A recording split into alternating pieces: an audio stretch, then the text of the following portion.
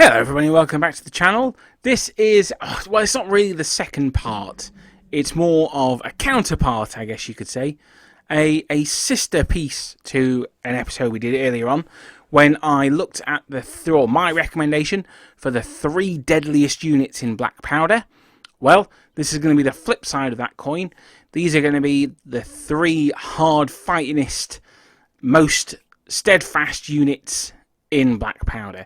Now, I didn't have any rules for the first one. In fact, had I had these rules, then the one that won wouldn't have won, so I might have to redo that in the future. But I'm going to add some rules to this video, and the rules are going to be that I'm not going to have anything with the elite special rule. And the reason for that is that obviously units with elite are very strong, but they tend to be, as the name would suggest, I guess, elite versions of other units.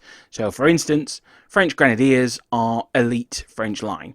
So, obviously, if I were to say French line's on the list, then the Grenadiers are a better version of that. So, I'm not going to have any units with the elite special rule. That said, what we're looking for in defensive units are ones that can hold their ground and be fairly self-reliant. So that means that they've got enough combat and or firepower to be able to look after themselves. For this, infantry are the obvious main choice. Cavalry, as you saw in my deadliest units video, are absolute killers, great at destroying the enemy, but they can't really hold ground. Cannons, very good at firing obviously, but in close combat, incredibly weak. In fact, if they lose a combat, then they automatically are destroyed. So that's how weak artillery are to combat. Therefore, if you've got at crossroads or that village or that ridge that needs to be taken and held, you're looking at the poor cousin of the Napoleonic armies. You're looking at the humble infantryman. And in third place, there is no more humble an infantryman than member of the Russian line. Now, the Russian line have the regular stats. They've got shoot 3, hand-to-hand 6, but their key difference comes in their stamina. They are stamina 4, and that makes a massive amount of difference. That 4th point of stamina, you know, it only sounds like an extra 1. It's not really that you know, it's obviously 1 more. It actually makes them 33% more effective. I cannot recommend it highly enough. I know, I use that phrase a lot, actually. That seems to be my catchphrase at the moment for things. I can't recommend them highly enough, but there you go. They're really good for holding ground and forcing the enemy to come at them. Now, I say they force the enemy to come at them. This is their one potential weakness, is they don't really force the enemy to come at them because they have a minus to their shooting. Had they not had that -1, then they would absolutely be up there in second, perhaps even first place, because they have another rule which tips them slightly into the better than average, and that is my old favourite, Tough Fighter. The ability to reroll one of your dice in combat just makes them that a little bit scarier to face in melee. If you're fighting these guys, you want to stand off and you want to blast them. The only problem with that is that if you're against, say, French line, there is no way that the French line can shake an unwounded Russian unit. When that fire comes back, alright, it's not as likely, but they can shake you in 1 volley. So that's just something to bear in mind. That 4th stamina point is very strong. I might do a separate video one Wednesday about what I consider to be the most powerful special rules. In fact, I will do that video. What I consider to be the top 3 or maybe the top 5 special rules that really make those units. Mwah. That's the old chef's kiss there. So, as always, as I said at the start of the beginning though, this is for the line. Obviously, if Russian line are good, Russian Grenadiers are better. The only thing better than a Russian Grenadier is a Russian Guard. They are really strong, and we'll talk more about Russian Guard towards the end of the year. There's a spoiler alert for you. So, in second place in my most fightingest regiment is another unit that has Tough Fighter, although that's perhaps not its key special rule that makes it so good, and that is the British Highlander unit. Now, specifically Highlander, not British Line, although don't get me wrong, British Line are very, very good as well. If I was marking this out of 10 and I said Highlanders were like 8.5, then British Line would be an 8. So don't write off the British Line, that's for sure. But the reason why I've tipped them over the edge with the Highlanders is that Tough Fighter special rule. Everything else is the same, but they've got Tough Fighter. But they also have a formational special rule that makes they've got 2 formational special rules that make them slightly better than the Russian. That is that they've got skirmishers, so they can make themselves a difficult target, an obscure target. And that means that if they do get into a musketry duel, then they are far less likely to suffer those heavy casualties. The second reason is that they have, as all British infantry units do, steady line. Now, I may again do a separate video on steady line because it's what makes them really, really strong. It means that you get an extra turn of shooting out of them when the enemy charges you. We'll go into that sort of in that video, but steady line is one of the most powerful rules in Black Powder, in my opinion. The third thing that they've got is they've got first fire. So when I said that the Russians couldn't be shaken by one volley, well, they can, and it's by the British. The Highlanders, being a British regiment, they get first fire as well, which is an extra dice the first time they fire. Now, this is probably not going to cause that many casualties.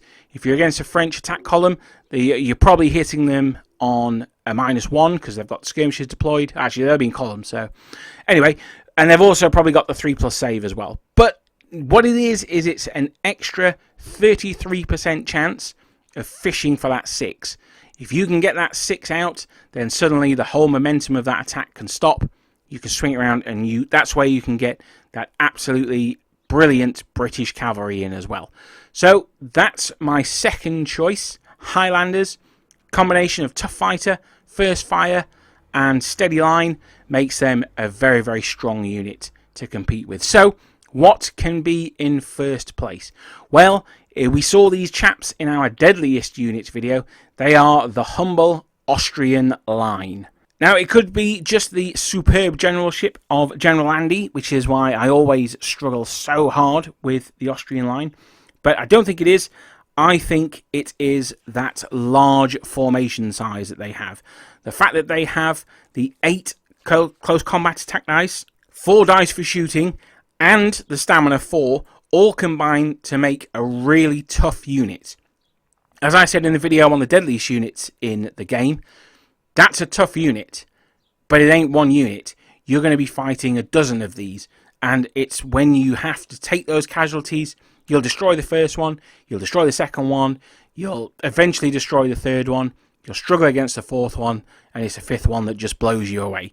Though that's how the Austrians win. It's how the Austrians performed really in the wars, sort of. It's that attrition model that just grinds the French down. Now, they do have poor skirmishes, poor mixed formation. So that's one thing. Whatever, I'm not necessarily too bothered about that in this case. But what they have instead of that is an absolutely incredible special rule, as I mentioned in the last video, Der Flintenkartasch. That's almost certainly not how it's pronounced, but there you go.